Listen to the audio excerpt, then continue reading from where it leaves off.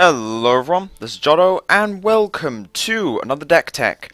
Now for this video we'll be covering the archer list that I actually got into top 10 with several times so far. I've been floating up and down the 10 mark. I capped out at 5 with this particular list. I managed to get to rank 5. Didn't get any higher, but that's where I managed to get. Now this was a list that I switched to when I was climbing to Legend. I switched to it when I was at the bottom rank 2. Then I won 15 games in a row. So yeah, that was a rather successful climb. The list has developed a little bit since then. And it's a little bit different to the one I showed on stream a couple days ago. But I think that overall it has definitely improved.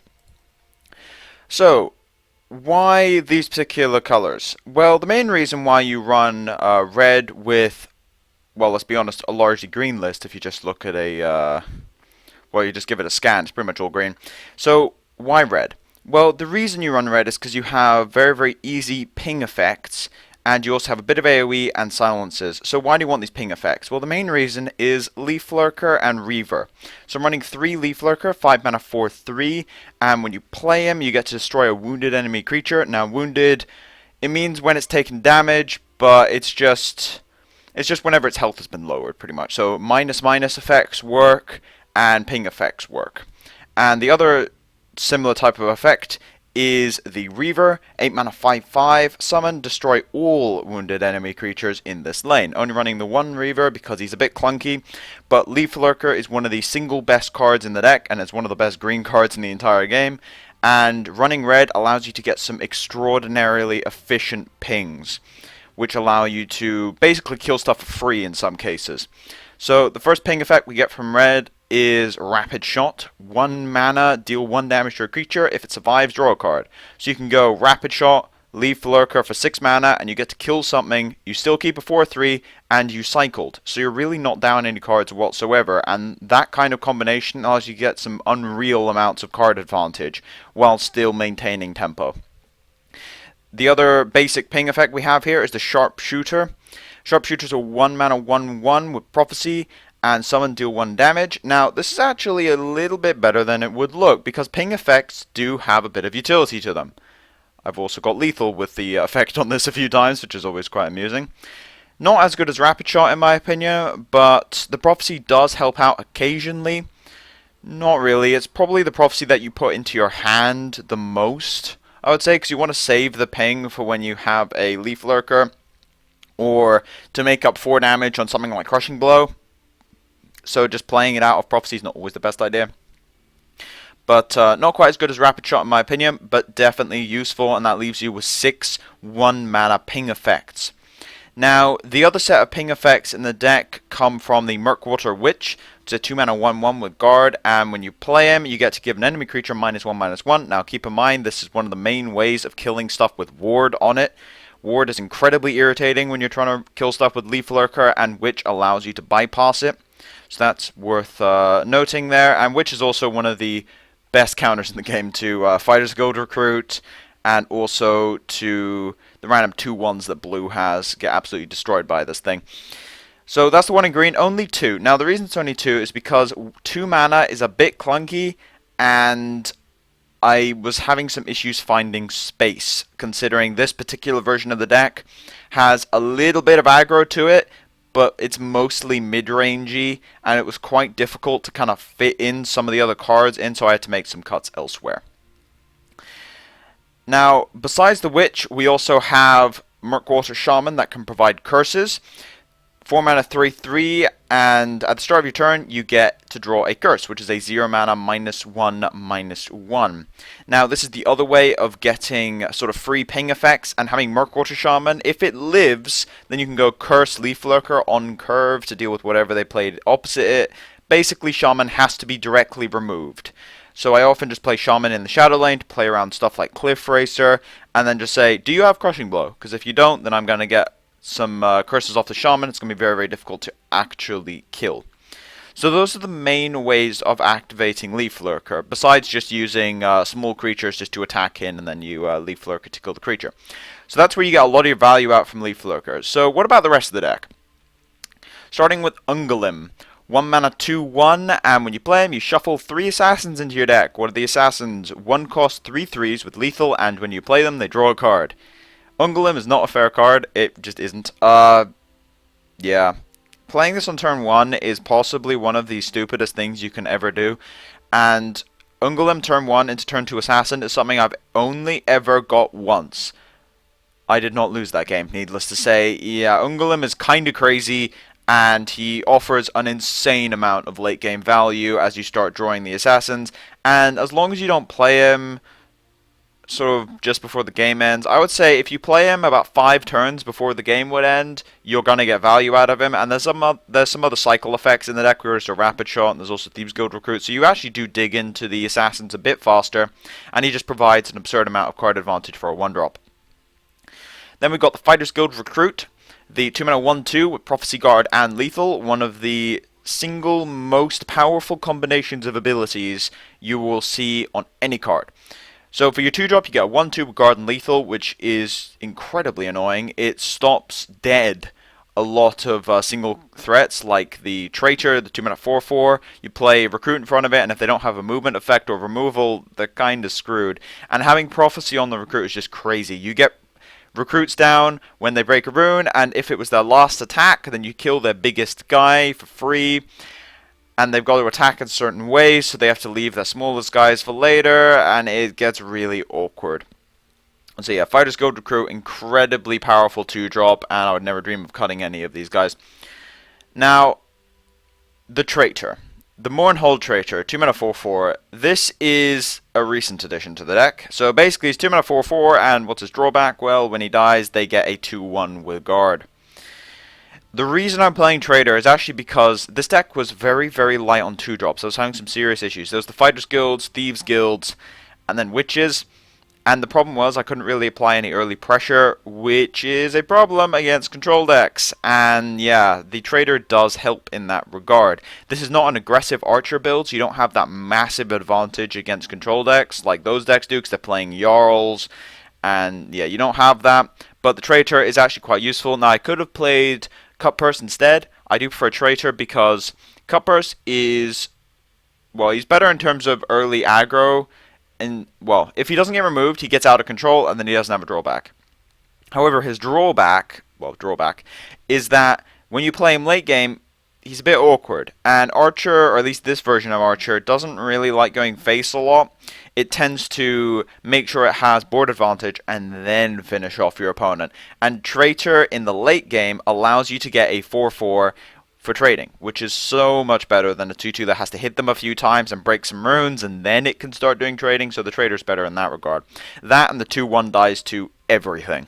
I mean, there's the 6 ping effects from red, then there's the Witches, and then there's Pyromancer and Earthblood Spitter. It dies to literally everything, so the Traitor has less of a drawback in this deck than it does in others. Last 2-drop creature is the Thieves Guild Recruit, 2 mana 1/2, and when you play him, you get to draw a card, and if it costs 7 or more, reduce its cost by 2. Now, there's a grand total of 4 cards that can get reduced off this in this deck. However, it doesn't come up that much. When it does, you usually win those games, because that's just crazy. I've had turn 6 Tazcats, which ended the game very, very fast. But in general, cycles the 1/2, and then they have to kill it at some point, and with all the extra ping effects you have and removal, you can actually use the 1/2 body quite well, and you can even use it with stuff like Leaf Lurker or Dune Smuggler to actually get trades out of it. So Thieves Guild Recruit looks a little innocuous, just cycles, but is actually quite good. Now, the last 2 mana card in the deck would be the Snaketooth Necklace. Only a one-of. 2 mana item, and it gives Drain and +1/+1.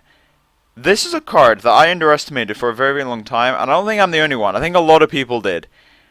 And it's so incredibly brutal against aggro decks. It's just crazy. You can just put Necklace on... I mean, you can put Necklace on a 3/3, and then you gain 4, and then they have to bolt it, and then suddenly you gain 7 life, and you probably killed a creature as well, so you gained, what, 10 effective life if you kill the 3/3 and then they had to remove it. And because it's +1/+1, and a lot of the stat distribution in this deck is a little bit more HP heavy, it actually allows you to prevent trades, and instead you get a trade you shouldn't do, and then you still have another creature in play, and then they have to deal with it because it's going to keep gaining life, and it's an absolute nightmare. So never underestimate the necklace. Also, I have got lethal with top deck necklace before, but yeah, never underestimate the necklace. Only one because they're a bit clunky, but the card is incredibly good sometimes. So, onto the 3-drops, starting off with the creatures. Running 3 separate 3-drops, we've got the House Kinsman, 3 mana 3/3, and when he dies, it deals 3 damage to your opponent, and you gain 3 health. This is sort of the key green 3-drop, and I recently discovered that if you have a necklace on a Kinsman, this was on Reddit actually, if you have a necklace on a Kinsman, it gives Drain to the Last Gasp, and I don't understand why, because it's not in play anymore. That's just weird. Yeah, so basically, when it dies, you gain 6 and deal 3 damage, because the 3 damage has Drain affecting it, which is really weird. It's never actually happened to me, because usually when I put Snake Tooth on a Kinsman, I've just attacked, and then, like, they just concede at that point, if I've got to that point in the game. But, yep, that's actually how it works, and it's really weird.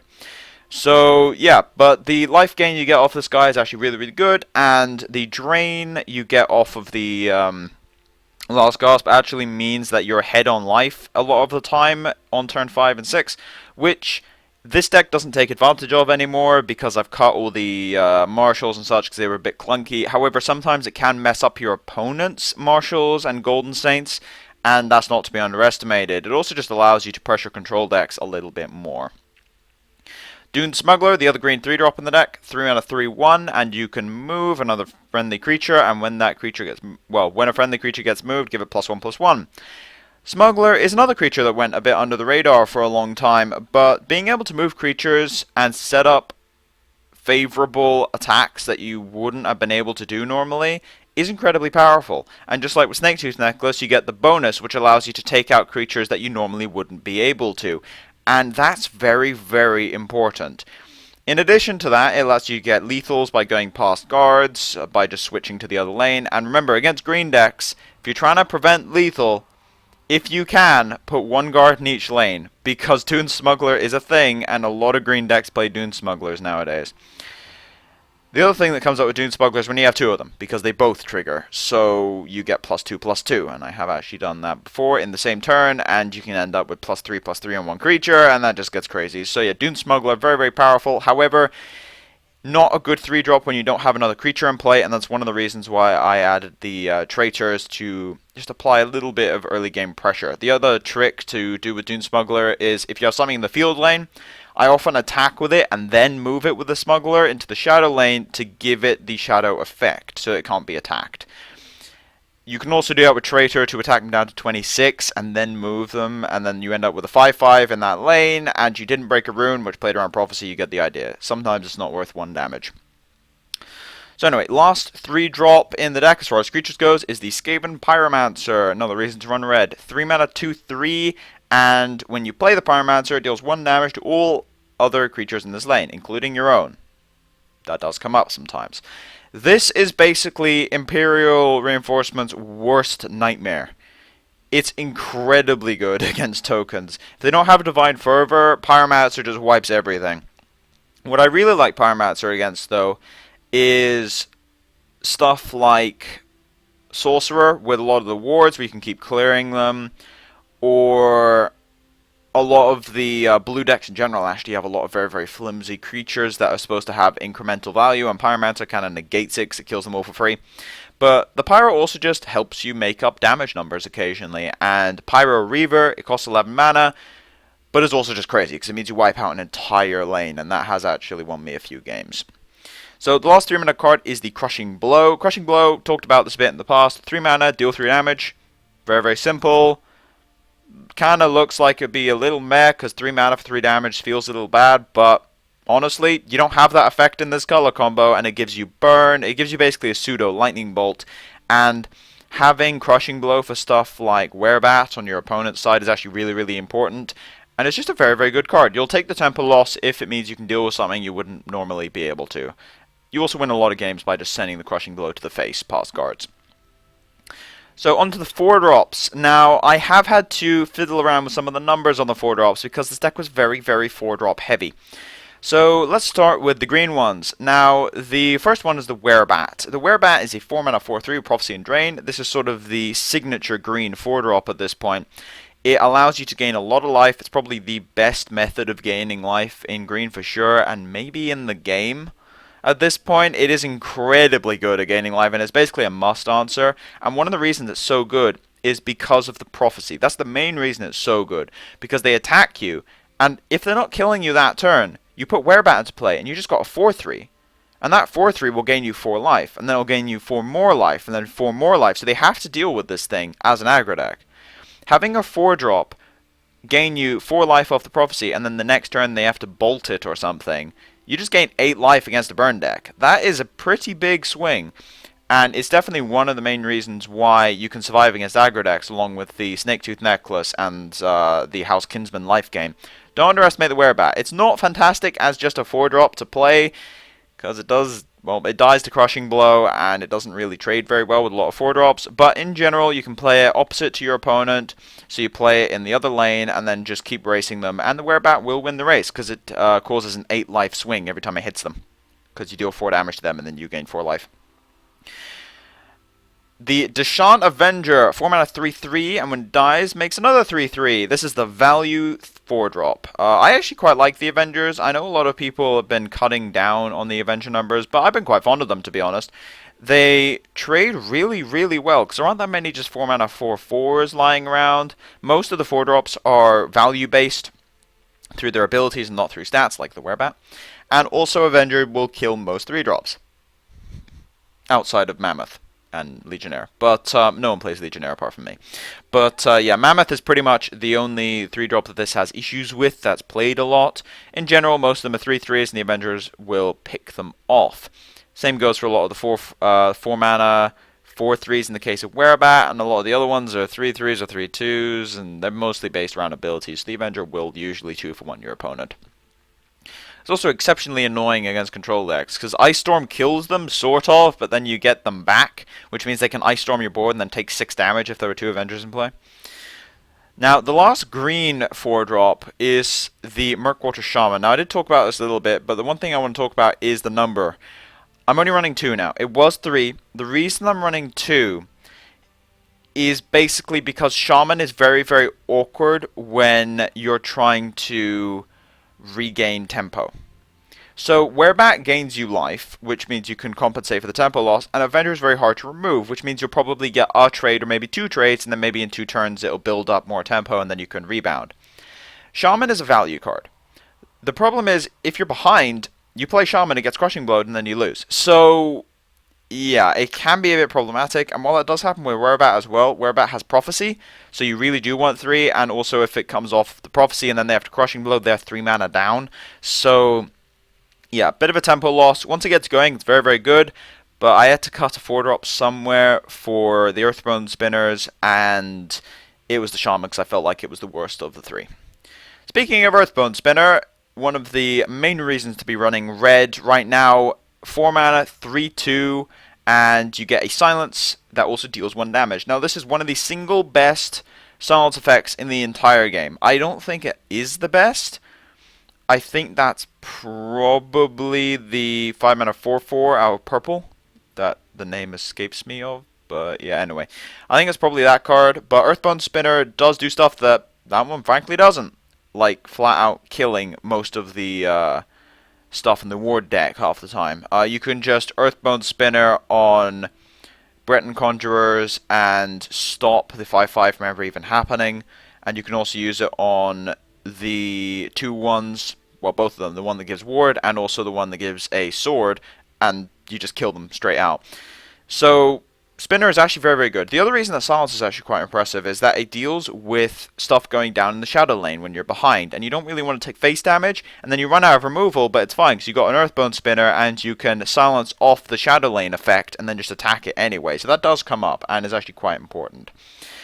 The other reason Silence is so important is dealing with guards. A lot of the guards are very, very obnoxious, and Earthbone Spinner deals with the guard and also happens to work as a ping effect that you can use with Leaf Lurker later on in the game. It is 9 mana, but the longer games it does come up. Alright, on to the 5-drops. Now, we did talk about Leaf Lurker. There's only one of the 5-drop in the deck. Yes, I'm not running Marshals. Cliff Racer. If I'm in a 4-4 with charge. Now, why am I not running marshals before we go on to the Cliff Racer? It's mostly because I'm not, as I've accidentally removed a Cliff Racer. Brilliant. But the main reason is because I'm not guaranteed to be ahead on life on turn 5. I can be, but I'm not running a full, like, 12 or 15 2-drops. I'm not running the cut purses as well, so the chance of me being ahead on life on turn 5 is a little slim sometimes. And I'm also just not hyper aggressive. So I can play Marshal, and then play Shaman, and then sit there for like 5 turns while I slowly value them out. So it just felt a little bit awkward, although I think that there are other Archer versions which use Marshal better than pretty much any other deck. Because you've got Marshal and Jarl. If you go full aggro, you go Marshal and Jarl, and you go Burn and Pillage. That's like a different Archer deck, but that's also very, very powerful. So keep in mind if you want to try out that kind of build, Burn and Pillage is where you want to be at, along with Jarls and Marshals. But that's running a much, much higher sort of low drop curve, and then sort of scrapping the, say, Vigilant Giants at the end here. So anyway, Cliff Racer, if I'm in a 4-4, this allows you to deal with 3/3s quite efficiently. Well, the other card that does that is Avenger. But yeah, you get 2 extra ones here. It's also a bit of a lightning bolt where it just goes face sometimes. It's the green lightning bolt. It costs more. It can't target stuff behind guards or with the shadow effect. But you often get multiple attacks out of the Racer, which is where the value sort of swings around. Because you can play Racer, get a free kill, and then they have to deal with it. So if you kill a 3/3 and end up with 4/1, then they have to deal with the 4/1, and then you 2-for-1 them. So Cliff Racer is actually very, very powerful in that regard. Only 2, because it's a little clunky, but if you want to go full aggro, sometimes you want to be running 3 of these. So if I wanted to change this into a more aggressive deck, I probably wouldn't be playing Murkwater Shamans. I'd be playing Cliff Racer, an extra copy of Cliff Racer, and then playing some Marshals. So yeah, we already talked about Leaf Lurker and the Reaver. Only 1 Reaver, by the way, because it's a bit clunky. I didn't really want more than 4 sort of Leaf Lurker effects. That's also why I'm not running Finish Off, because they're a little bit unreliable occasionally. There's a lot of ways of enabling them, but not once you start drawing 2 or 3 copies of these, and then it gets a little awkward.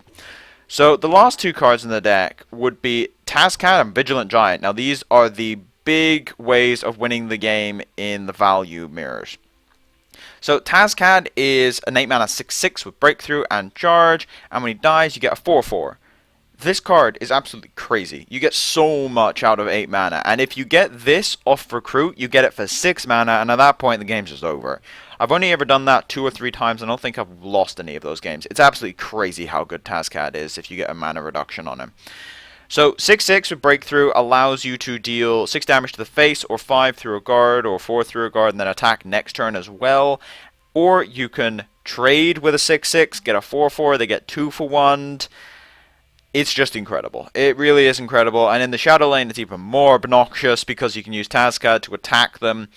And they take damage, and they lose a creature, and then they have to trade into the Tazcat. They lose a second creature, and then you get a 4/4 that gets 4 more damage into them if they don't have removal, because they can't attack it.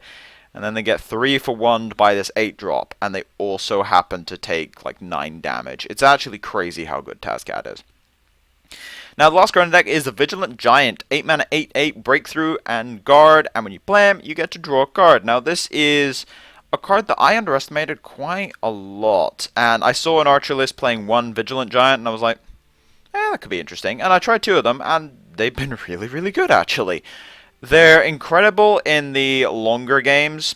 Against aggro, it's a guard, and it also draws you into more cards. So you just, between Vigilant Giant being a massive guard, and a lot of people don't expect the massive guard out of Archer as well. So you get this massive guard, and you draw a card, so it's good against the decks that do have removal, because it's going to be a 2-for-1 if they Javelin it, for instance. You're behind on tempo, but you're ahead on cards. Against aggro decks, the only awkward thing about it is the Breakthrough, because it means you can't use it to pick off stuff. You kind of have to play it as a wall, and then just play other stuff behind it. However, what it does allow you to do is end the game very, very fast once you do stabilize, and the life gain allows you to stabilize behind this Vigilant Giant, and at that point you can just start attacking them and dealing 8 damage in chunks, or dealing 6 or 5 with the Breakthrough as well, and it's a very, very powerful late game card. Very, very good value. Usually is 2-for-1, sometimes 3 or 4 if they don't have removal. So anyway, that's the entire list. Let's see if we can find a couple games and try the list out. So yeah, I'm currently ranked 17. I have actually, let's get this on screen. I have been drifting backwards and forwards between, I would say between 10 and about 30. That's where I've been drifting between, because that's only about 2 or 3 games. Like if you lose 2 games in a row, you drop about 20 ranks. So yeah, the deck's been performing quite well. And it's Mycosis, who is actually playing a very, very similar deck to me. Alright, so this is... yeah, this is the Archer Mirror. So I want to keep the Kinsman going second. I don't think I want to keep the Pyromancer. Yeah, and the Scout's a bit low impact. It's more of a mid-game card. So this should be interesting. The Mirror can go one of 2 ways. It can either go hyper-aggressive in one way, or it can become an absolute value game. There's no real middle ground there. It's either. It's kind of like it's either a value game or an absolute stomp. Now he's currently ranked 12, so he's been doing quite well for himself.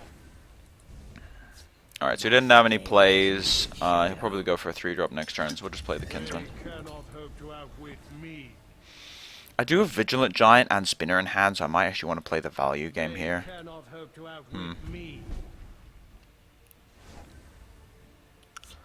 I could actually Crushing Blow this, and then just attack him. I actually kind of like that, because what else am I going to do? Trade and then play like Fighter's Guild Recruit and pass? That's really mana inefficient. So we'll Crushing Blow first.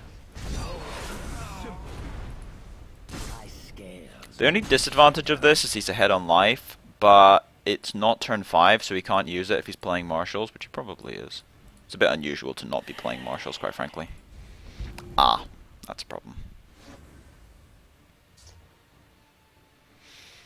Okay, so I could Spinner this thing.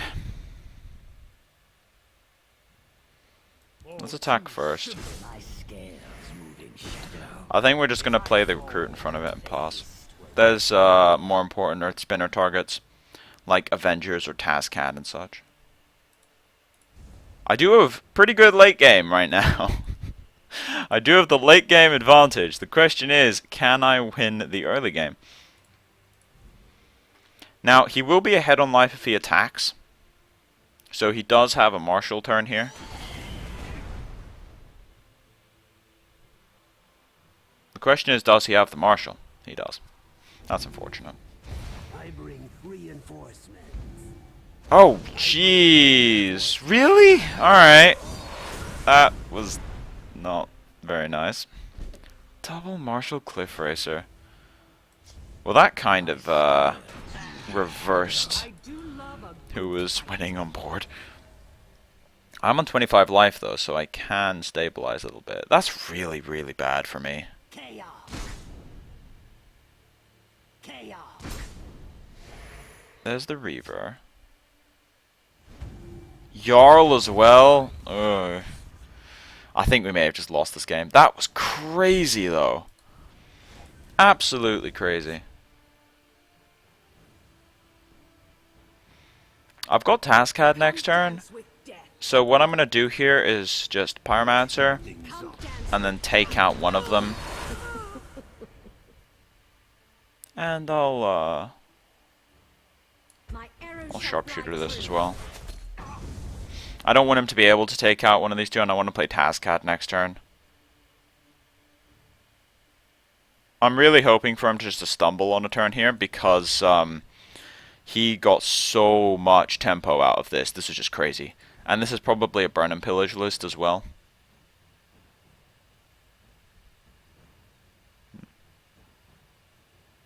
Trying to think if I could have played this differently. I don't think so. I could have traded the Huskarls, I guess. I mean, not the Huskarls, the Kinsman. That's about all I could have done. Yeah, burn and pillage. Alright, so we can go Tazcat here. Or Vigilant Giant. There aren't really many other plays I can do, though. Yeah, I'm really far behind on tempo here. If I hit a Werebat off of a Prophecy here, then I can probably get back in this game. But yeah. Playing a 15 mana turn 5 was just nuts. Oh, is he gonna double kill that? He's gonna double ping this? The forest will not suffer your presence. Yeesh. He also had the counter to the Tazcant. Can't get a break this game. Wow. What have we here? Alright, that's a bit of a stumble.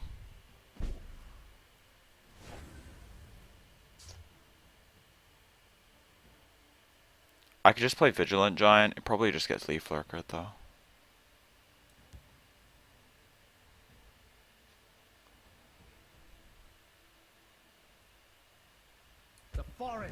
Alright, so we're gonna play the Smuggler and just move this guy over.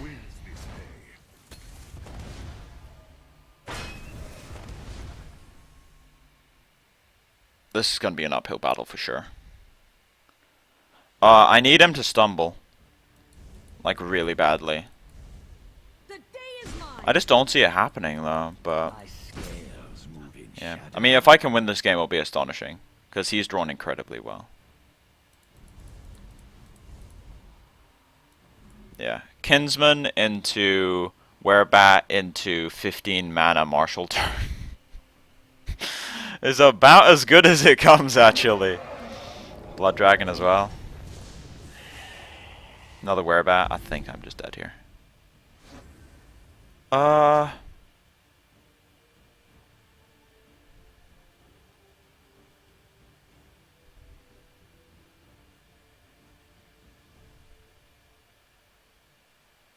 He can ignore guards with this.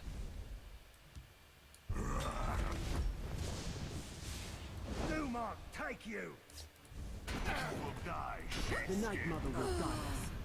So I'm at 1.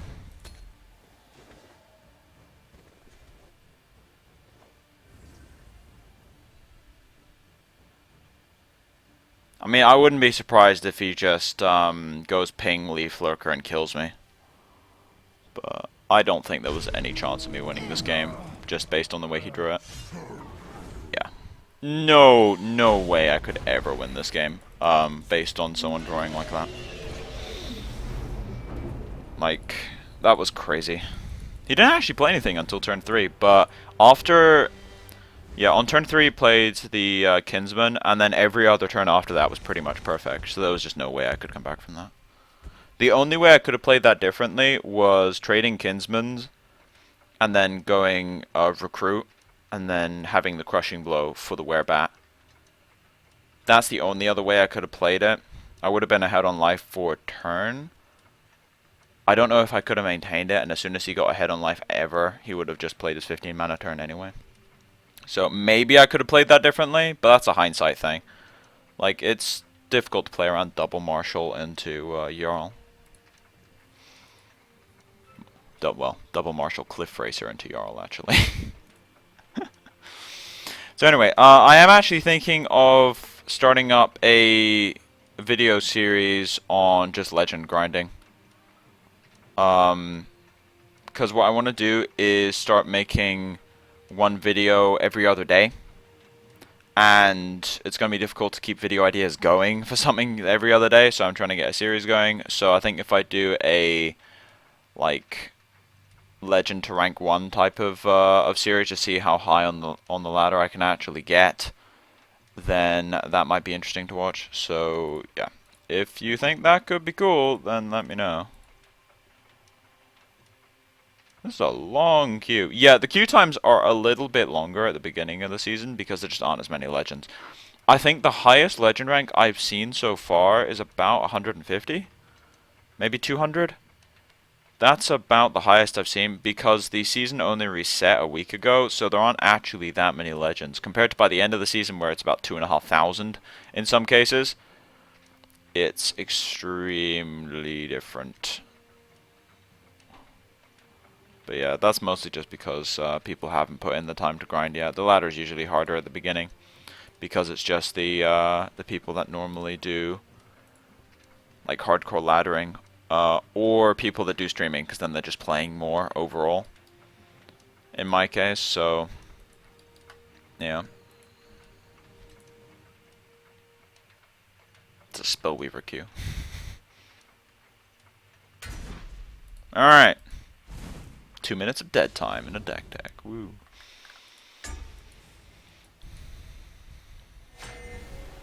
Alright, it's a monk. I actually haven't run into any monks recently. I think I actually like this hand. Traitor turn 2 into Fighter's Guild Recruit, but I'll keep the Fighter's Guild Recruit even though it's not a 3-drop. Just to deal with Traitor on my opponent's side. And I've also got Crushing Blow for Cut Purse. And he doesn't have a play. Okay. And if he plays Fighter's Guild Recruit, I can just Crushing Blow it. So I think this is actually a pretty decent hand. They cannot hope to outwit me. Kinsman. Alright.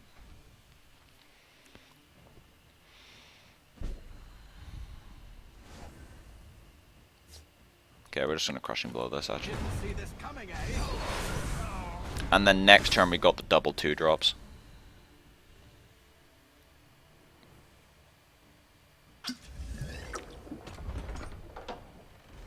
Thieves' Den. Oh, this should be interesting. So this is the Master of Thieves like combination, where basically with Master of Thieves allows you to attack twice, or okay, more accurately an extra time with each of your Pilfer creatures, and Thieves' Den gives all friendly creatures Pilfer. So the combo is just crazy. However, he is down on tempo to do this. It's the equivalent of playing Divine Fervor with nothing in play. The only difference is that Thieves' Den is only good when you can attack. So if you can't attack, then it's actually just a massive tempo loss, and I don't think I'm going to let him attack. Has a Cliff Racer. Okay, so I can't really stop that. And Fighter's Guild. Yeah, this is what I was talking about. Fighter's Guild is crazy with the Prophecy. My fight is done. Wow! Wow, that was crazy! He actually conceded to that. I mean, he was probably going to lose. But I don't know. He could have got lucky. He could have actually got lucky off some prophecies and actually come back from that. Because Monk does have access to Javelin as well as all the green ones. So I'm not sure if he should have conceded there, but there's someone on tilt right there. But anyway, normally I do 2 games for these, but that was incredibly short. So we'll see if we can find a third game here. So anyway, while we're in queue, might as well... Never mind. I was about to talk about some of the things that I might actually test in this deck in future, but I will do that after this game. But yeah, mostly... I mean, I already talked about the Burn and Pillage variants, which we actually got to see. I lost to one in the first game. Now, this is Battle Mage, so this could be hyper aggro. I'm going to send back the Rapid Shot because I want a 3-drop, but I'll keep the Earthbone Spinner and the Trader. This is really good. But yeah, the Burn and Pillage variant is extremely explosive, and Mycosis is actually in top 10 now since he was ranked 13 and he beat me, so he'll be in top 10 right now with that deck. And that deck is very, very dangerous if they get ahead early, and as you saw with Marshals, they can get ahead early. So I would definitely want to look into that in future. But some of the cards I actually want to try out is...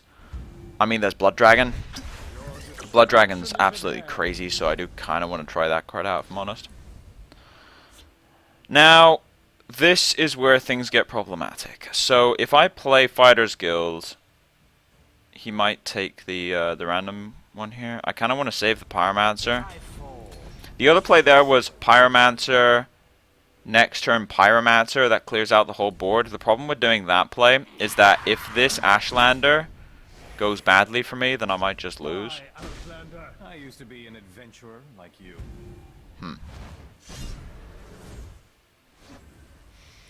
Okay, so we're just going to Earthbone Spinner this Ashlander. Will not suffer your See fate. this coming, eh?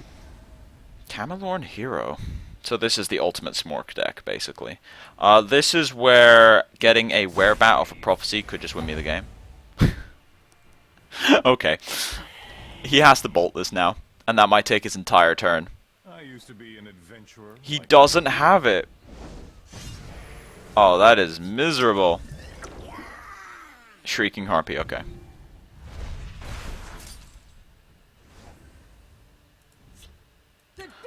Take the kill. See this coming, eh?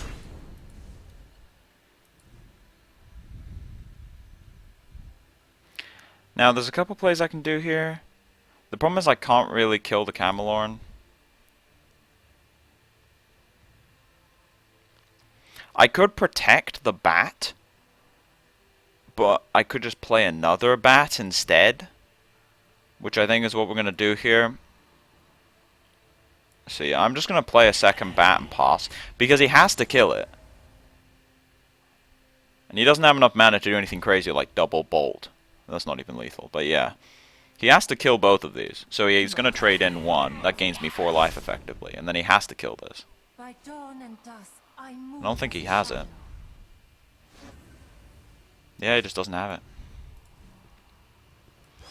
Alright, so we're going to gain 4 life off that. And then we're just going to rapid shot this thing and play out the Shaman. I'm not going to give him any cards because I want to gain 4 more life off of the 4-1.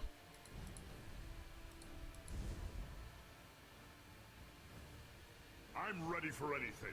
And now he has to. So basically, I gained 4 life, and they also absorbed 6 damage. Which is absolutely crazy. Alright, let's start going a little aggro here.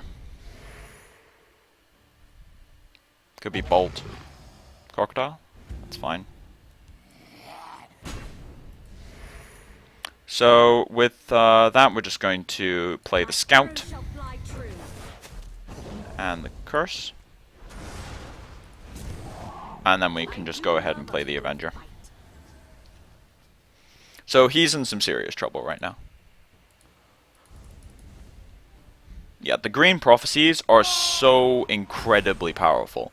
Like, I won a game because of the Fighter's Gold Recruit having the prophecy, and then I also just won a game because of Werebat, basically. I mean, I haven't technically won yet, but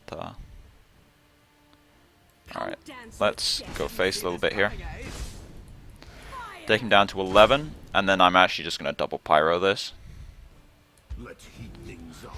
The double Pyro does weaken my Avenger a bit, but if it dies, it will just come back, and this allows me to set up lethal for next turn. So yeah, the hit point swing was just crazy.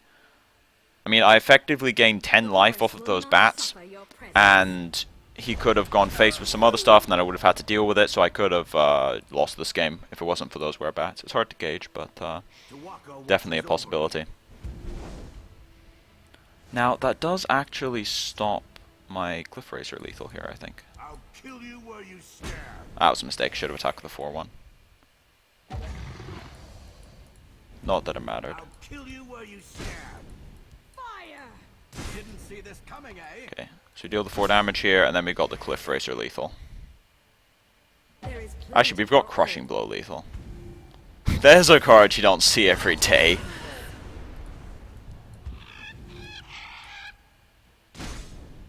It's basically Pyromancer's effect on Prophecy, but costing 5 mana. Alright. So we ended up going 2-1, and yeah, the only game we lost was to another Archer build.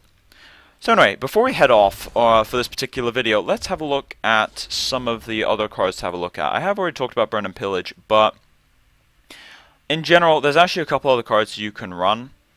Now, some of them I'm not particularly fond of, but I have seen people actually running them. Going to legendaries here actually, and Soul Sight. So the first one is Blood Dragon. Now I do actually want to play these because I think it'd be perfect in this kind of build. I just don't have them, and crafting 2 Blood Dragons, which I think is probably the right amount, would be insanely expensive. So yeah, I've got no idea about Blood Dragon, but I think the card's incredibly good, and I'd also want to play this in the Burn and Pillage list. So yeah, Blood Dragon is, I mean, I have heard it called the pay-to-win dragon before, but yeah, Blood Dragon I do want to try out, but I simply don't have them. Besides that, I have seen people running 2 Dremora or 1 Dremora in a sort of like math archer type style, I think is what they were calling it, where it just goes absolutely crazy and deals 20 plus damage in 1 turn. So you can go that way, but that's an entire separate list. Quinral Burglar is a card I'm not running, and the reason for it is because it just dies to everything nowadays. I might try it out because it seems like the metagame has shifted a bit, so they might actually survive a turn. but when I was climbing, there was a lot of blue decks around, and a lot of scouts around, and both of them are pretty good against the burglar, because it dies to lightning bolt and it gets silenced, and when it's silenced, it's a 6-mana 4/4, and that's just terrible. And if they put a guard in front of it, and you don't have a smuggler, it's also pretty bad there. So where is burglar good? Well, burglar is actually pretty good against, well, archer. They have a little bit of difficulty handling this outside of some leaf lurker combinations, but once it starts hitting them, you can gain a lot of life and get ahead. It also works against spell sword, because they only have javelin, and at that point you only are 1 mana behind, and you can gain that later, so it's actually quite good against spell sword. There's a couple of matchups that's good. I just haven't had much success with it, although I might try it out in the future once again. And unless I've missed something, I think it's everything. Oh yeah, Elena. Now, Elena is a card that I don't have, but I have seen a few people playing it in the more value archer decks. If you're running a more aggressive one, I don't really like it, but if you're running the value archer decks, it's basically 6 mana kill anything, because the summon trigger kills something due to the lethal keyword. Yes, that actually works. So that's another card that you can try. I think if I want to try that, I might cut the Reaver for it. It's sort of in that slot. I'm not sure, because Reaver does pull its weight quite a lot, but maybe Elena is just better in that slot. It's hard to gauge, but I think the card is definitely worth trying out. But anyway, that's my Archer deck tech. So thank you all for watching. If you like the content, please subscribe. If you have any feedback or want to ask me any questions about the deck, put it in the comment section below. But as for now, it's been Jotto, signing off.